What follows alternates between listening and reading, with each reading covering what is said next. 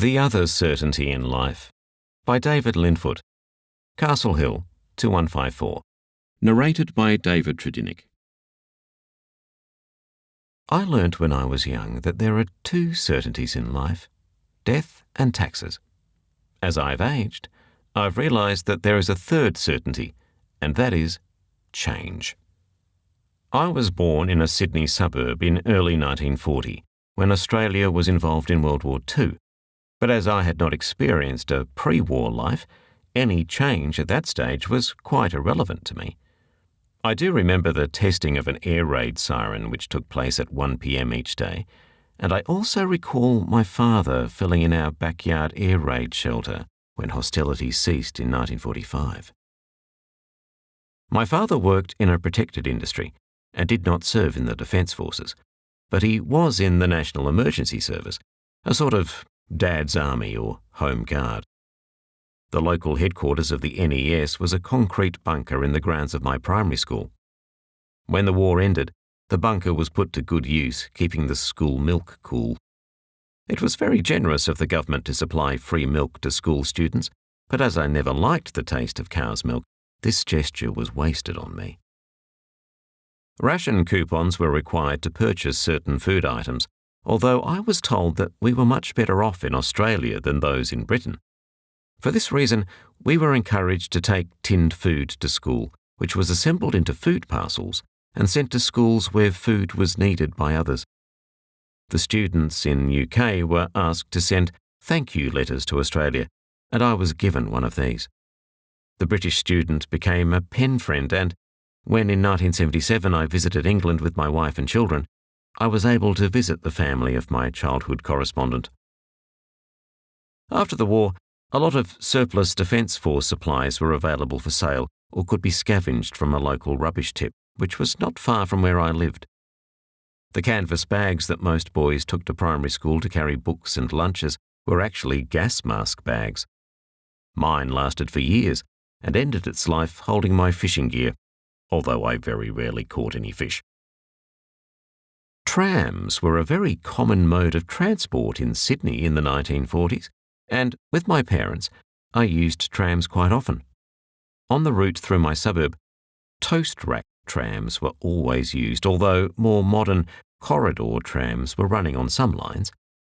It is now hard to believe what a dangerous occupation the tram conductors had, walking along a narrow platform outside the tram car, hanging on with one arm, collecting fares, giving out tickets and change, even if it was raining or blowing a gale.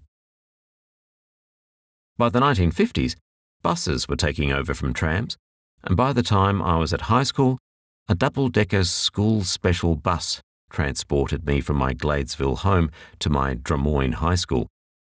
The fare for children was 1 penny.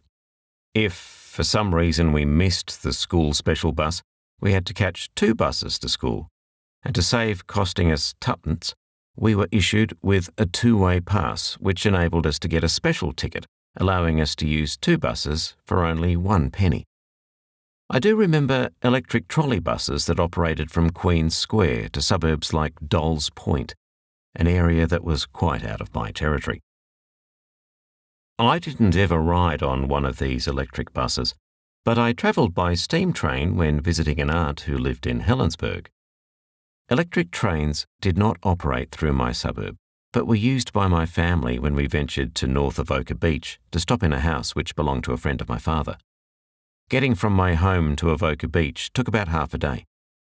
The owner of the property drove our family to Meadowbank Station, where we caught an electric train to Hornsby. At Hornsby, we changed to a steam train to Gosford, then a bus to Terrigal, and a taxi to North Avoca. The electric trains, referred to as Red Rattlers, had doors which were opened and closed by the passengers, not the guard. The windows could be opened, which caused some minor disagreements between those who liked fresh air and those who did not like the breeze blowing their hair around. Closed doors could easily fly open unexpectedly. The recent report of a metro train travelling a few stations with an open door made me think of the dangers we faced in the past without anyone being too concerned about the situation. Growing up in pre-decimal days made maths at school much more challenging than pupils face today. My first job was in the calculations department of a large financial organisation.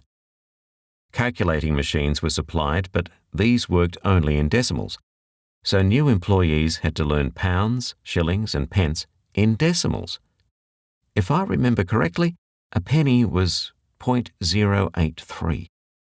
My firm was an early adopter of computer technology, and I was trained as a computer programmer for an IBM 1401G, which worked only with punched cards and had a storage capacity of 4 kilobytes. With the printer and card reader, it took up a large amount of space. Television did not come to Sydney until 1956, and with my sister and I still studying, my family did not rush to buy a television set. The screen size of the black and white televisions was either 17 or 21 inches. At least the sets were made in Australia then. Change over my life of 85 years has generally been very welcome. Transport and technology have improved remarkably, and my grandchildren find it hard to understand how we survived without mobile phones and television. However, I am very pleased that I experienced life when I did. Change, like death and taxes, will never stop. The end.